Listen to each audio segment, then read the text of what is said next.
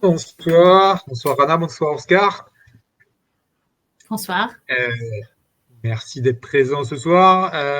Tout d'abord, je vais vous souhaiter à tous, à toutes et tous une bonne année Bonsoir 2023, Fabrice, bonsoir Rana. une bonne santé. Et puis, on se retrouve comme chaque premier jeudi du mois pour vous expliquer un petit peu les paramètres de Digital Pro, comment les interpréter, comment les utiliser, en essayant à chaque fois de varier les cas. Là, c'est un cas, je vous partage aujourd'hui, le cas d'un patient, c'est un des confrères kinés qui nous a permis d'y accéder. Donc, j'ai pas forcément 100% des données sur ce patient-là. Donc voilà, j'ai les principales choses par rapport à ces pathologies, et puis ça va vous permettre de comprendre un petit peu ce qu'on peut en faire derrière. Alors, je vais vous partager mon écran.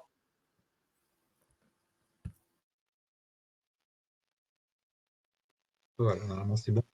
Alors, juste pour vous montrer, donc il y a eu plusieurs analyses qui ont été faites. Donc, c'est un patient qui faisait du triathlon et qui souffrait en fait de différentes pathologies. Il avait un syndrome fémoro-patellaire côté droit et une tendinite d'Achille côté gauche. Donc, le kiné a commencé à le prendre en charge, vous voyez, au mois de juillet, avec déjà des douleurs qui avaient quand même relativement diminué.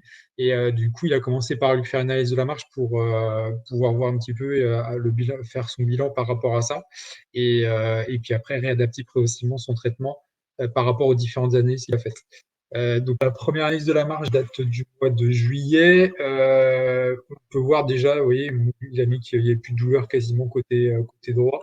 On peut voir qu'il y a une belle asymétrie entre le côté gauche et le côté droit. On considère que quand il y a plus de 10% d'asymétrie, ça devient problématique.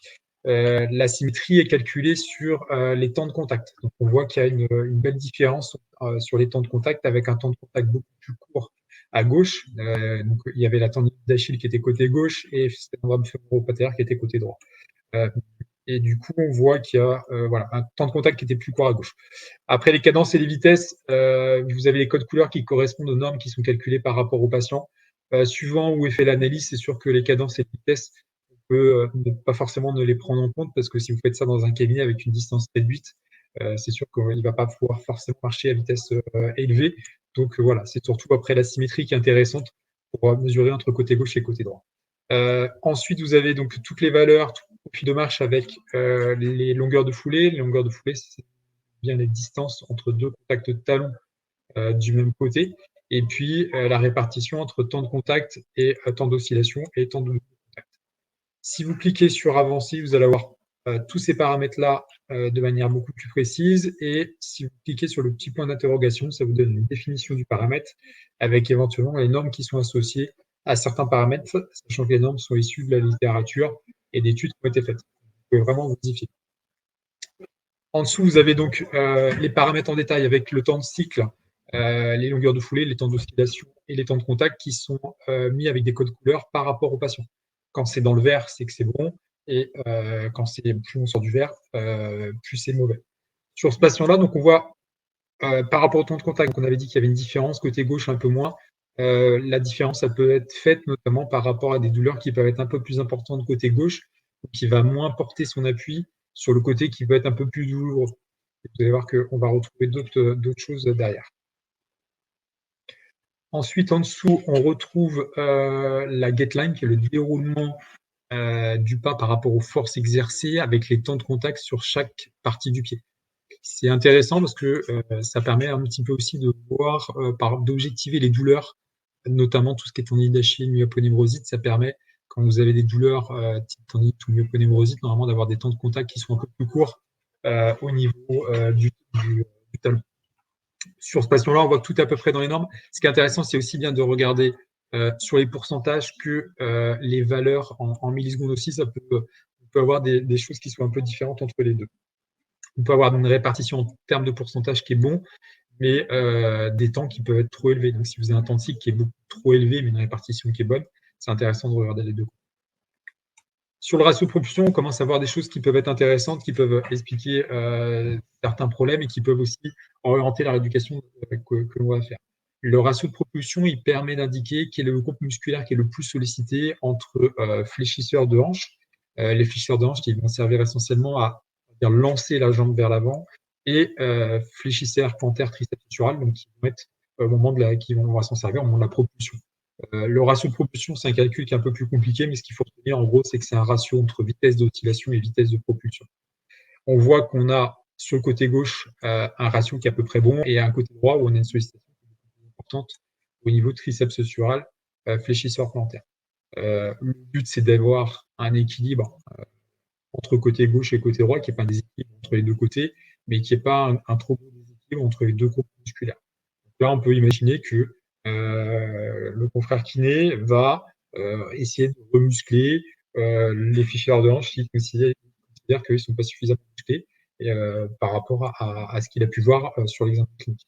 Je le dirais toujours, Digital Pro reste une solution qui permet de compléter votre examen clinique. Ce n'est pas une solution de diagnostic, ça permet de mettre certaines choses en avant, mais ce n'est pas forcément grâce à cette solution-là que vous allez pouvoir apporter un diagnostic. Sur la deuxième page, on a tout ce qui est détail, notamment avec tous les angles de pronosupination, donc la stabilité de la marche sur le niveau du pied, où vous avez sur le petit graphique, vous avez vu, j'ai cliqué sur avancer, parce que ça permet d'avoir accès à ce graphique-là, qui est relativement lisible. Sur le côté gauche, vous avez le pied gauche, côté droit, pied droit. Sur le bas, c'est le moment où le talon touche le sol. Et plus vous allez vers le haut, plus c'est le moment où le pied va quitter le sol par les orteils. Le vert, c'est ce qu'on appelle le corridor de marche, donc qui est la normalité de la déformation du pied à la marche. Si on est sur l'intérieur, que ce soit pied gauche ou pied droit, on considère que le patient est pronateur. Si on est sur l'extérieur, il est supinateur. Très rapidement, en fait, le but, c'est de savoir si mon patient est pronateur ou supinateur, mais aussi de connaître aussi sa stabilité. La stabilité, elle va être mesurée par l'écart qu'il y a entre les deux lignes, si vous les voyez, par exemple, les deux lignes grises.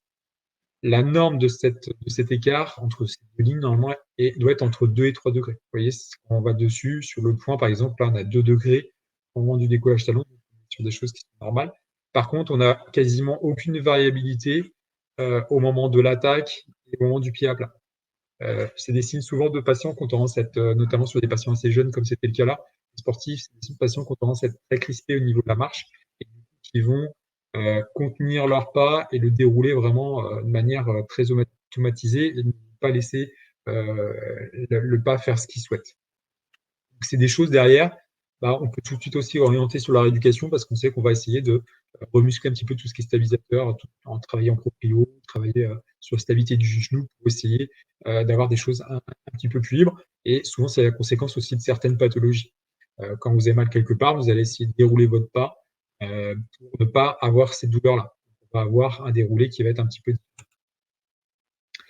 Ensuite, en dessous, vous avez l'angle de progression et le fauchage. Le fauchage, c'est la petite mesure qui est marquée sur l'eau, qui est la distance, qui est l'écartement latéral de pied par rapport à la ligne d'avancement, qui permet de mettre en avant toutes les pathologies type je fais une rééducation d'ALCA, temps après l'opération, normalement je vais avoir une flexion de genou qui va être très très faible, donc mon patient va avoir tendance à faucher du côté où il a été opéré.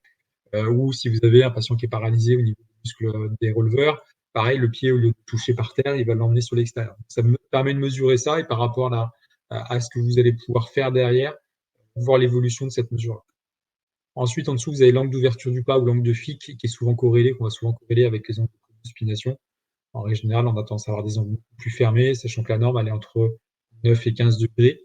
L'angle est beaucoup plus fermé quand vous êtes tendance à être pronateur et beaucoup plus ouvert quand vous êtes tendance à être supinateur.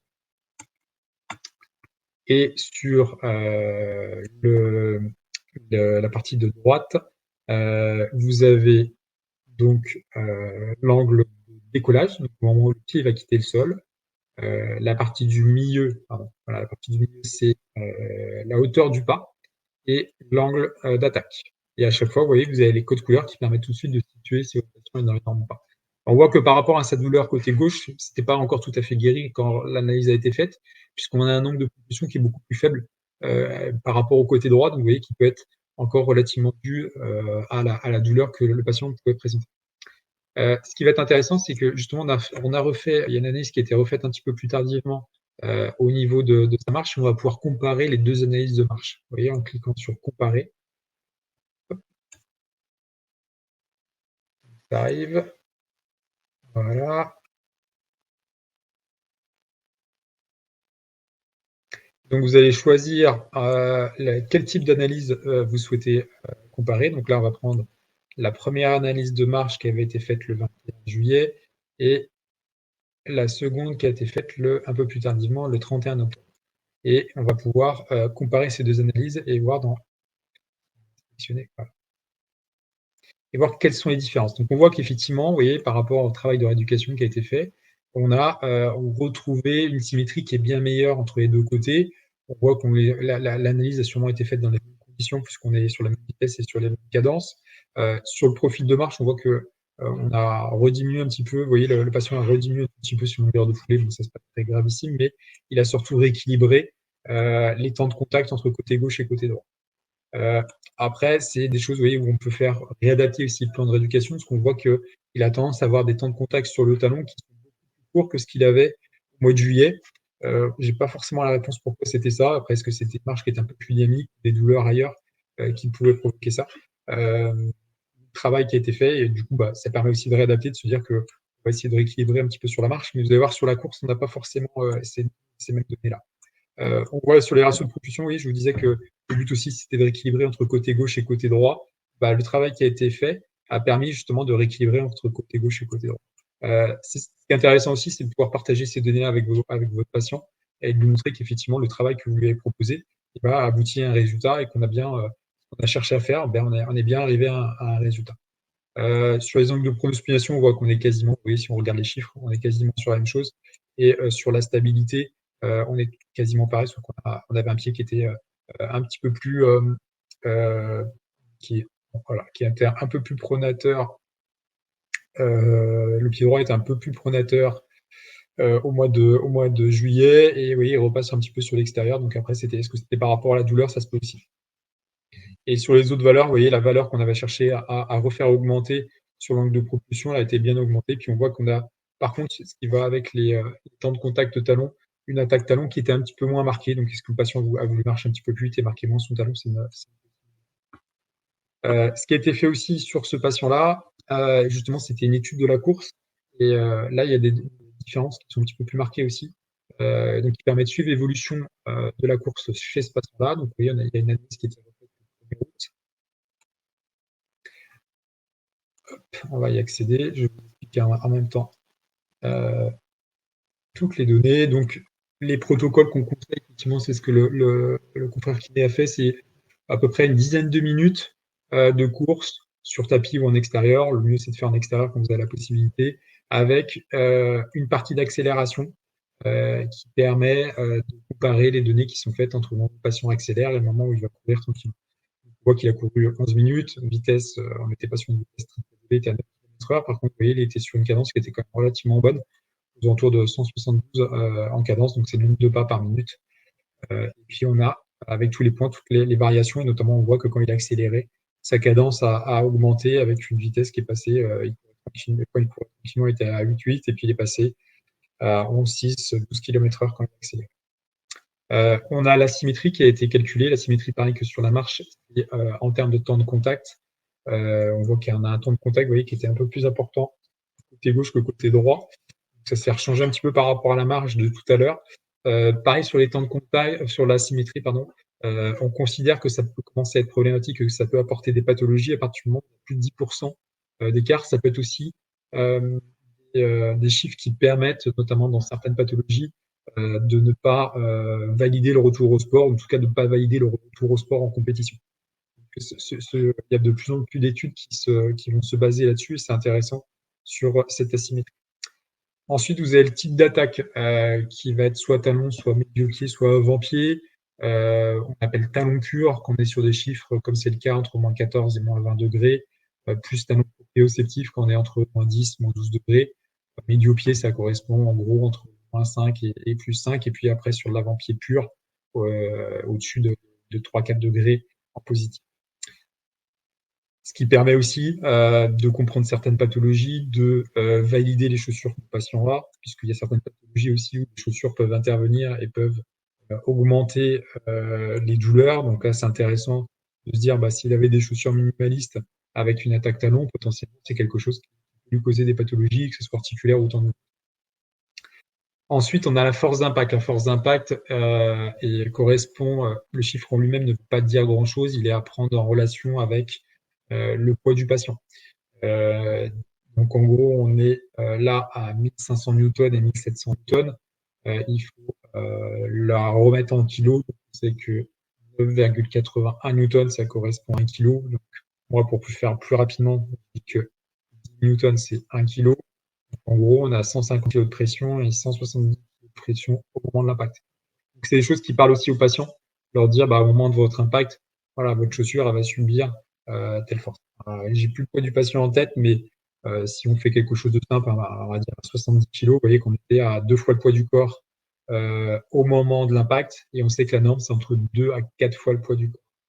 Donc, c'est surtout ce ratio qui est important, c'est de savoir le ratio entre l'impact et le poids du patient, de se situer toujours entre les 2 et 4 fois. Si vous êtes à plus de 4 fois, c'est qu'il y a vraiment un risque de problème articulaire, de douleur articulaire sur du moyen et du long.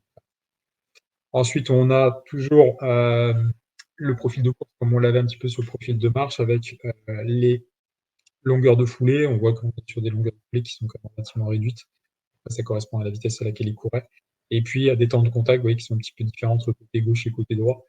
Plus le patient va courir vite, plus on va avoir des temps de contact qui vont être courts, et on va atterrir à 20 à 22% sur des patients qui courent vraiment très rapidement et qui ont en plus tendance à avoir une attaque avant-pied aussi. Ça, c'est des choses qu'on peut suivre aussi dans le temps, de voir un petit peu la dynamique de course par rapport au temps de contact. Ensuite, vous avez les angles de pronosupination. Il n'y a pas, par rapport à la marche, de normes, parce qu'il n'y a pas eu d'études qui ont été faites sur les déviations du pied. C'est pour ça que c'est toujours intéressant de faire de la marche pour savoir de quoi on part à la marche et à quoi on arrive à la course. Ce qui est intéressant sur ces valeurs-là, c'est qu'on a une attaque qui est légèrement supinatrice des deux côtés. Par expérience, je sais que les attaques à peu près normales sur la course, on a moins 12 et moins 15. Dès qu'on est au-delà, on est sur des attaques, si on se remet sur le graphique de la marche, vous verrez qu'à moins 20, vous êtes supinateur. Donc à la course avec la vitesse, le pied doit s'écraser un petit peu plus, avoir des angles un petit peu plus bas. Et ce qui est intéressant aussi, c'est de voir la variation entre la phase d'attaque et la phase médio-pied. On voit qu'en très peu de temps, vous voyez, en un peu plus de 100 millisecondes, on a 14 degrés de variation à gauche et 12 degrés de variation à droite. On a un effondrement du milieu-pied qui est relativement marqué des deux côtés et qui est un peu plus marqué côté gauche. La deuxième chose qu'on voit, c'est qu'on a un déroulé du pas qui est très crispé du côté droit, sûrement soit par rapport aux douleurs qu'il avait au niveau du genou, qui ont laissé sûrement certaines séquelles, soit musculaires, parce qu'il avait peut-être encore des faiblesses musculaires. Donc, c'est-à-dire que le kiné, par rapport à ça, il va retravailler sur la stabilité et retravailler au niveau musculaire progressivement pour avoir une variabilité qui est un petit peu plus importante. Ce qui est intéressant aussi, c'est de voir comment, à l'accélération, les données elles ont varié. On clique sur détail, vous choisissez un point quand le patient est accéléré et un point quand il courait tranquillement. Et on peut voir comment les choses varient. On voit qu'il a tendance à impacter de manière un peu plus importante sur le talon, qu'il a un impact qui est un peu plus important, qu'il allonge quand même un peu plus sa foulée quand il accélère, ce qui reste normal. Après, un temps de contact qui est un peu plus court, et puis on peut voir comment varient les angles. On voit qu'on est quasiment, oui, à peu de choses près sur les mésangles de pronosupination. Des fois, souvent, c'est des choses qui ont tendance à varier avec l'accélération, avec des fois des pieds qui peuvent un peu plus, et ça peut mettre en avant des stabilités qui sont un petit peu moins bonnes. Et après, du coup, on va pouvoir regarder les autres analyses, soit de la même manière que tout à l'heure, en regardant, en comparant, soit quand il y en a plus que deux, et là c'est le cas, on peut faire évolution. Et vous allez choisir sur quel type d'analyse vous souhaitez voir l'évolution.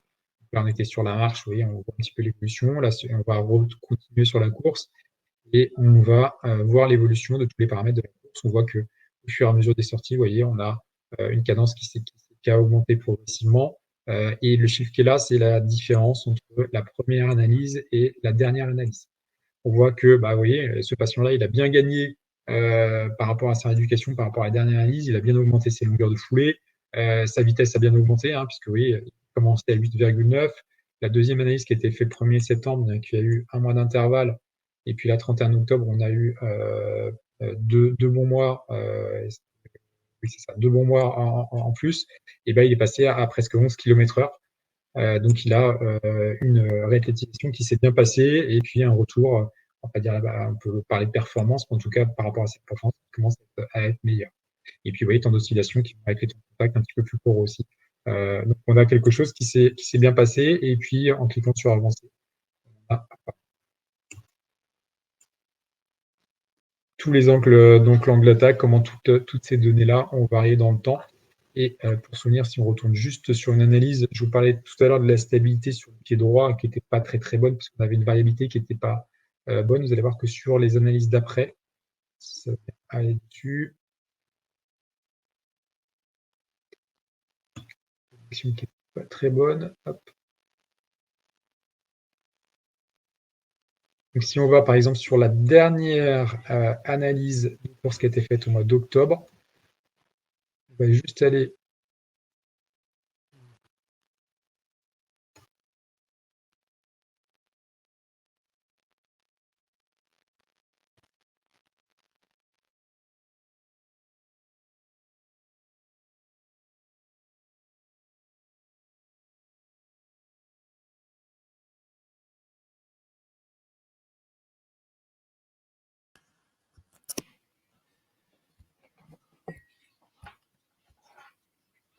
On a une petite souci, juste un instant.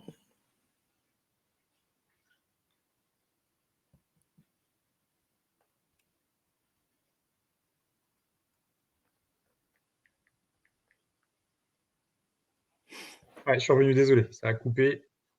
C'est bon. Hop, je repartage mon écran.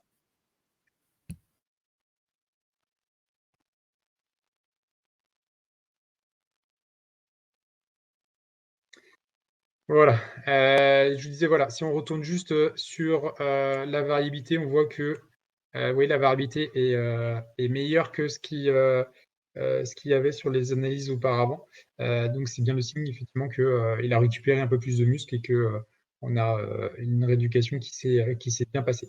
Les petites dernières choses à vous montrer, si vous souhaitez exporter le document, l'analyse et la donner à votre patient ou l'envoyer à un médecin, vous cliquez sur exporter, vous pouvez mettre votre email, votre téléphone, soit vous cliquez sur exporter, ça l'exporte en PDF ou sur une imprimante pour la version papier. Et puis vous pouvez mettre vos commentaires et les actions. Sur le reste des analyses qui ont été faites, on va en profiter sur ce patient-là parce qu'il y a eu des analyses si je Pardon, je crois que mon écran n'était plus partagé. Je vais vous remettre dessus.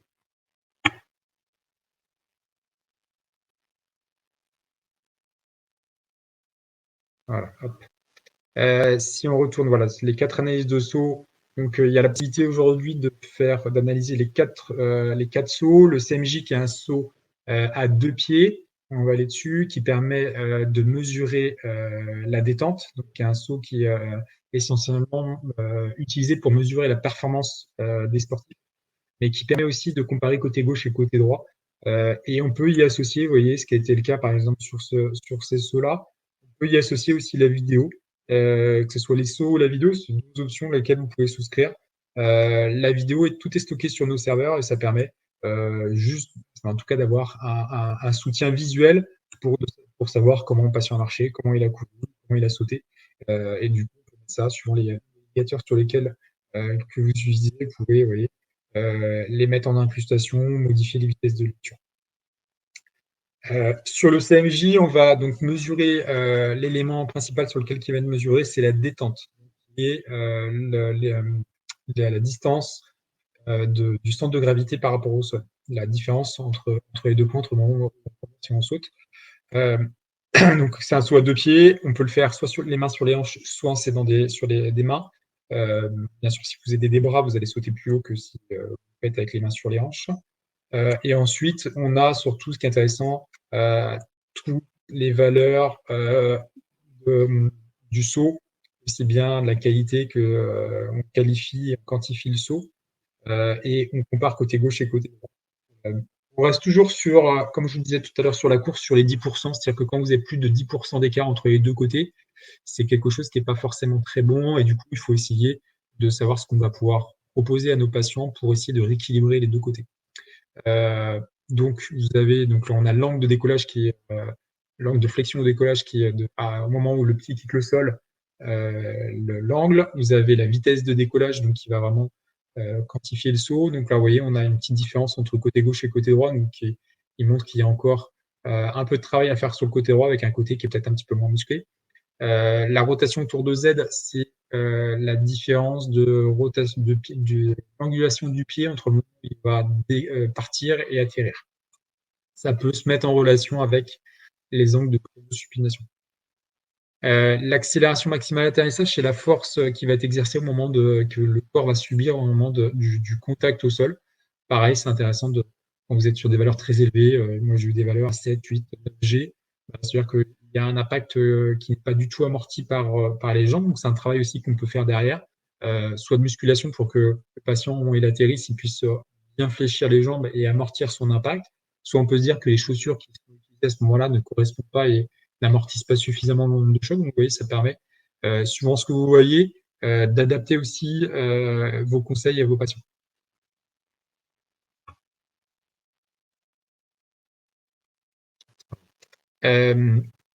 L'angle de flexion et atterrissage, c'est comment le patient va atterrir, avec quel angle. Et puis, ce qui est intéressant, c'est les angles de pronospination associés à la stabilité de contact. L'angle de pronospination, c'est comment mon pied va atterrir en pronation. Donc, dès qu'on est sur des angles négatifs, c'est-à-dire qu'il atterrit légèrement sur l'extérieur. Et après, c'est comment va varier cet angle-là. C'est ce qu'on appelle la stabilité de contact au cours des 200 millisecondes qui vont suivre l'atterrissage. Et en dessous, vous avez la vitesse angulaire. Donc, c'est la vitesse à laquelle va se faire cette variation. Plus la vitesse est importante, plus on peut considérer qu'il n'y a pas du tout de contrôle musculaire. Plus elle est ralentie, comme ça peut être le cas à droite, plus on peut considérer qu'il y a un très gros contrôle musculaire, ou au contraire qu'il y a une très grosse crispation. Donc c'est, comme je vous disais tout à l'heure, on est toujours en complément de l'examen clinique, ça donne certains éléments, après c'est à vous, par rapport à ce que vous voyez, par rapport à votre patient, d'en déduire certaines choses. Là, on voit que des deux côtés, on est passé par exemple du côté droit de moins 10, 2 degrés de plus, donc à 8, et à gauche, on est passé de moins 14 à 8 degrés de plus, à moins 6, et à une vitesse qui est un peu plus importante, donc des contrôles musculaires qui sont un peu différents des deux. Sur les autres sauts, après on va aller sur, je pense, le single up qui a été fait. Voilà, le single up, c'est un saut à un pied unilatéral qui permet vraiment de comparer le côté gauche et côté droit. C'est un des sauts qui est utilisé pour valider le retour au sport suite notamment à une ligamentoplastie. Pareil, vous voyez, on y a associé la vidéo qui permet de voir comment le patient a sauté des deux côtés et d'avoir cette mémoire visuelle. Donc, ce qu'on va chercher sur le single up, c'est de mesurer donc la distance entre le moment où on arrive et de comparer ces deux distances-là. On reste toujours sur l'écart de 10%. On considère que s'il y a un écart qui est supérieur à 10%, potentiellement, c'est soit on ne valide pas le retour au sport, notamment par exemple suite à une LCA, mais sur du patient sain aussi, ça peut être pour évaluer son risque de blessure.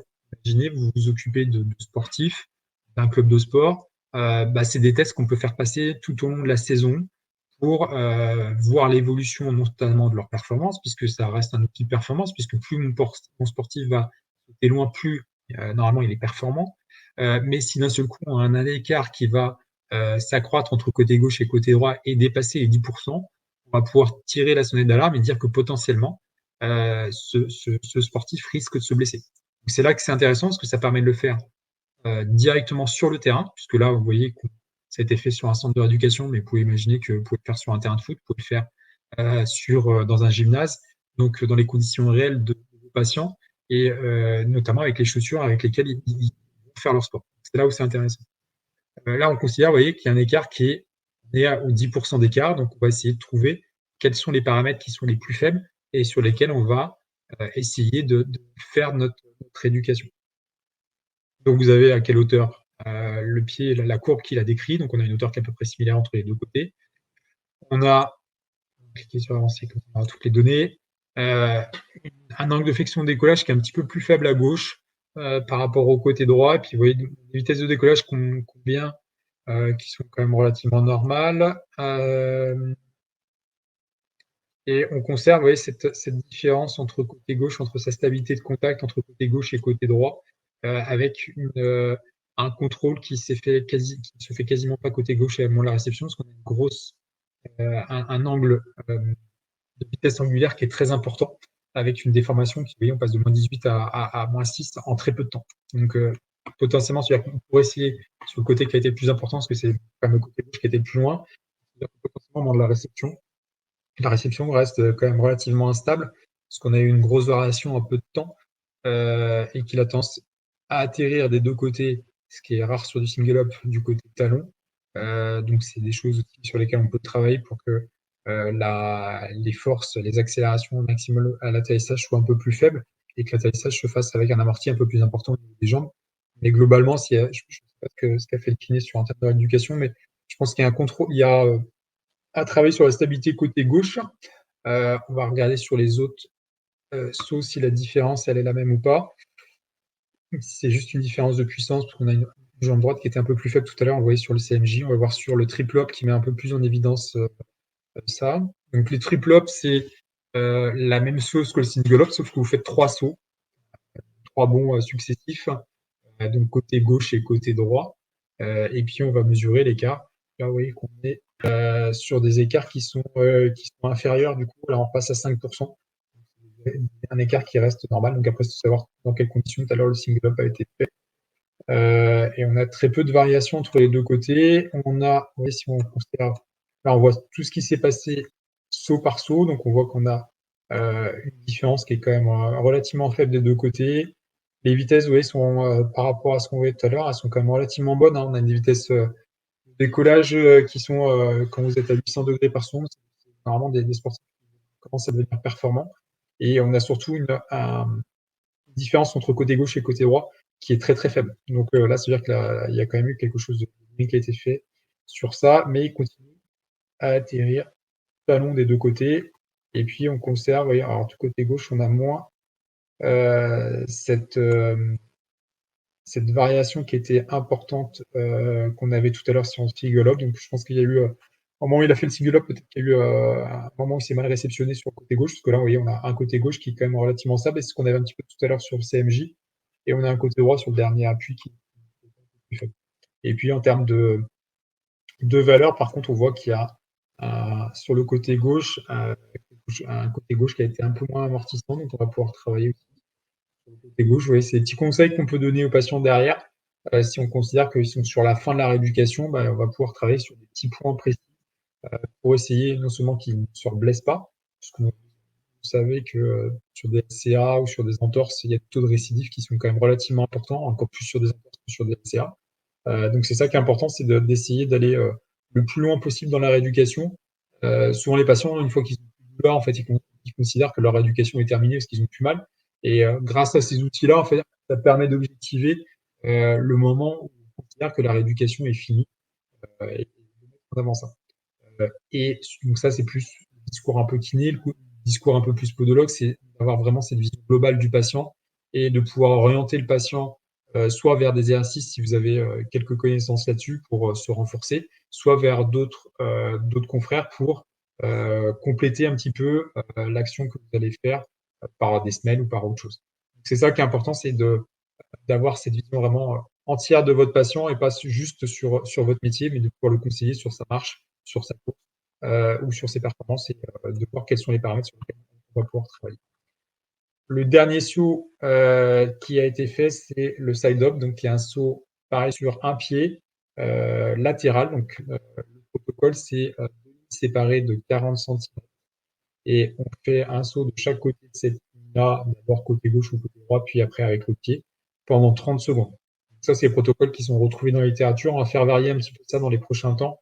On pourra faire varier le temps de saut pour aller sur des temps un peu plus courts. Il y a certains praticiens qui travaillent sur des temps un peu plus courts. Le nombre de sauts attendus, c'est petit peu ce qui a été mentionné là, c'est entre 60 et 70 sauts. Ça reste quand même relativement important si vous voulez tester chez vous. Comptez, vous allez voir que 70 sauts, ça commence à être une cadence qui est quand même relativement rapide. On a donc au nombre de sauts, pareil, on va mesurer, en tout cas comparer côté gauche et côté droit, s'il y a un écart qui est un peu plus important entre le côté gauche et le côté droit, supérieur à 10%. On considère que potentiellement ça peut être problématique. Et pareil que tout à l'heure, on va regarder quels sont les paramètres qui peuvent poser problème. On a la cadence de ce qui s'est passé pendant les 30 secondes. Ça permet de voir si d'un seul coup le patient est accéléré. Ça permet de voir aussi sur le side-up la capacité anaérobie de votre patient.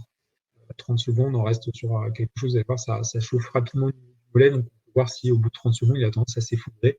Au contraire, s'il a maintenu à peu près la même cadence, là, vous voyez que sur ce patient-là, tout au long des 30 secondes, on est quasiment sur, il est parti un peu vite, mais c'est vite mis à une vitesse stable pour la maintenir jusqu'à la fin. Sur les autres données, on a, vous voyez, on conserve des vitesses de propulsion qui sont quand même relativement équivalentes. La hauteur du pied qui apparaît là sur le side-up est quasiment similaire des deux côtés.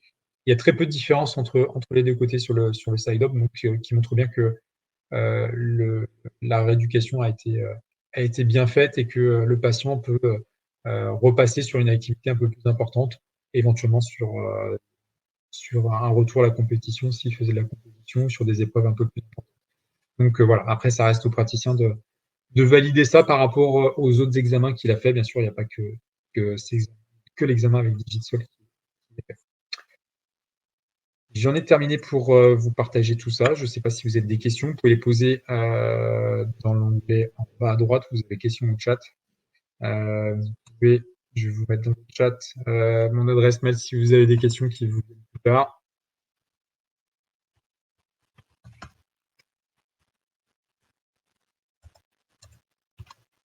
Donc la solution est vendue directement par Elite Médicale, Promo Kiné pour donc tout ce qui est tous les kinés en France, et puis par Capron Podologie pour les podologues. Et donc elle n'est pas vendue directement par Digital, mais distribuée par ces deux distributeurs en France. Est-ce que vous avez des questions?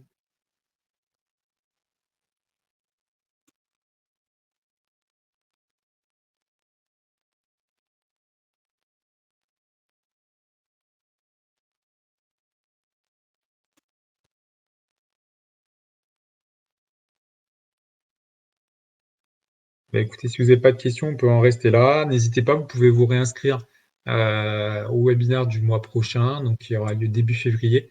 Et à chaque fois, on essaie de proposer d'autres cas. Si vous avez des cas, des patients que vous souhaitez partager, qu'on puisse les expliquer en direct, n'hésitez pas à me les envoyer sur mon adresse mail. On a juste besoin de l'adresse URL, on récupère comme ça les données, puis je reviendrai vers vous pour avoir un peu plus de détails pour comprendre les pathologies et puis les problèmes de vos patients pour pouvoir les expliquer le mieux possible.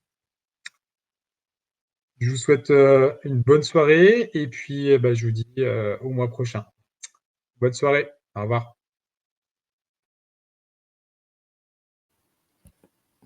Bonsoir.